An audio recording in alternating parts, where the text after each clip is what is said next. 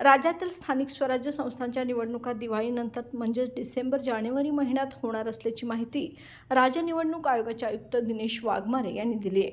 या निवडणुका टप्प्याटप्प्याने आणि व्हीव्हीपॅट मशीनशिवाय घेण्यात येणार आहेत. ओबीसी आरक्षणासह नव्या प्रभाग रचनेनुसार या निवडणुकांना मंजुरी देण्यात आली असून या रचनेला आव्हान देणाऱ्या सर्व याचिका सुप्रीम कोर्टाने फेटाळल्या आहेत.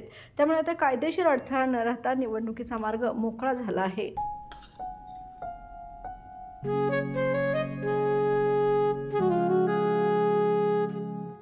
बाबा, आज येताना बासुंदी घेऊन या ना. अगं, कालच आपण आईचा वाढदिवस होता म्हणून आणली होती ना.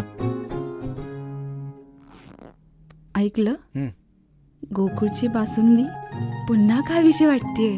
खरं सांगू, मलाही खावीशी वाटतेय. पुन्हा पुन्हा खावीशी वाटणारी गोकुळ बासुंदी.